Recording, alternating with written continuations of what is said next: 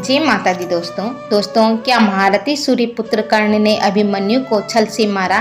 क्या कर्ण ने अभिमन्यु का धनुष पीछे से तोड़ा था? इन प्रश्नों के उत्तर जानकर आपके होश उड़ जाएंगे। कुरुक्षेत्र के युद्ध का 13वां दिन गुरु द्रोण चक्रव्यूह का निर्माण करते हैं। पांडव पक्ष में सिर्फ अर्जुन, प्रद्युम्न, श्री कृष्ण और अभिमन्यु ही चक्रव्यूह को भेज सकते थे। उस दिन कौरवों ने अर्जुन को चक्रव्यूह से दूर रखा था कि अर्जुन चक्रव्यूह को भेद ना सके। जब चक्रव्यूह को भेदने के लिए कोई भी सामने नहीं आया, तब अर्जुन पुत्र वीर अभिमन्यु ने चक्रव्यूह के भीतर घुसने का साहस दिखाया।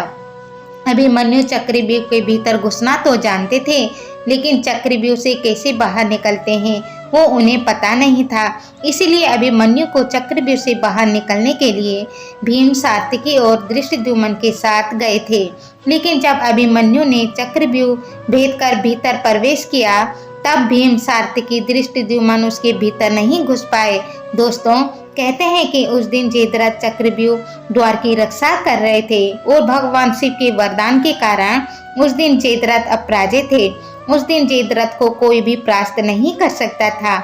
इसीलिए सात्यकी आदि अभिमन्यु की सहायता के लिए चक्रव्यूह में प्रवेश नहीं कर पाए। अभिमन्यु जितने चक्रव्यूह के भीतर घुसते गए, उनका सामना एक से बढ़कर एक शक्तिशाली योद्धाओं से होता रहा, लेकिन कोई भी योद्धा अभिमन्यु का सामना नहीं कर पाया। बहुत सारे योद्धाओं ने अभिमन्यु को घेरकर सभी ने शस्त्रों से प्रहार किया, लेकिन कोई भी योद्धा अभिमन्यु को नहीं घेर पाया। एक एक करके सभी महारथियों को अभिमन्यु हराता चला गया। दुर्योधन, अश्वत्थामा, कृपाचार्य, शल्य आदि को अभिमन्यु ने अपने बाणों से धूल चटा दिया। चक्रव्यूह के अंदर अभिमन्यु ने दुर्योधन के पुत्र लक्ष्मण, शल्य के पुत्र रुक्मरथ, भृतबल और कर्ण के भाई को अपने बाणों से मार गिराया।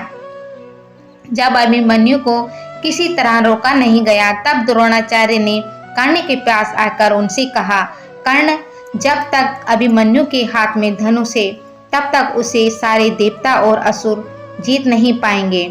इसीलिए हो सके तो तुम उसके धनुष और धनुष के प्रत्यंचा को काट डालो।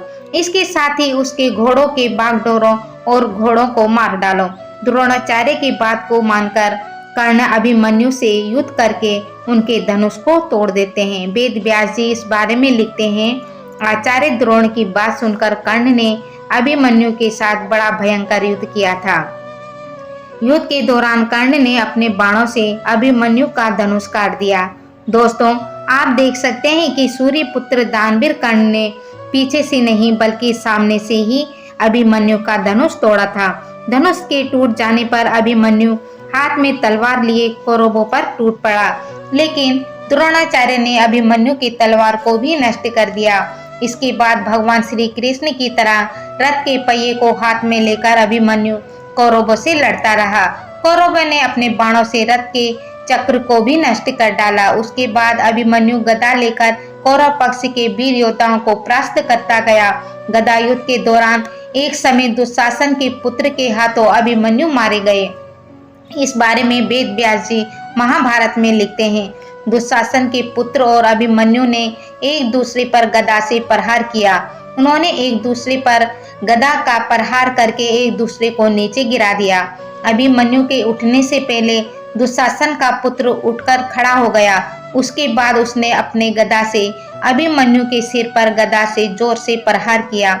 चक्रव्यूह के अंदर महारथी योद्धाओं से अकेले लड़ते लड़ते अभिमन्यु बहुत थक चुके थे।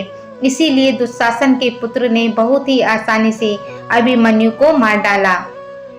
महाभारत के अनुसार जब अभिमन्यु का वध हुआ, तब अभिमन्यु निहत्थे नहीं थे, उनके हाथ में गदा था। कर्ण ने अभिमन्यु का वध नहीं किया था। चक्रव्यूह के अंदर अभिमन्यु ने जो पराक्रम दिखाया था, उसके कारण इतिहास आज भी उनको याद करता है। अभिमन्यु एक महावीर योद्धा थे, इसमें कोई संदेह नहीं। लेकिन अभिमन्यु के मौत को लेकर टीवी सीरियल में बहुत झूठी कहानियां दिखाई जाती हैं। एक सीरियल में दिखाया जाता है कि कर्ण ने अभिमन्यु के पेट में छुरा घोंपकर अभिमन्यु को मार डाला था। ये सरासर झूठ है। अभिमन्यु का वध कर्ण के हाथों से नहीं और ना ही अभिमन्यु निहत्थे थे। अभिमन्यु का वध दुशासन के पुत्र के हाथों हुआ था। जी हाँ दोस्तों।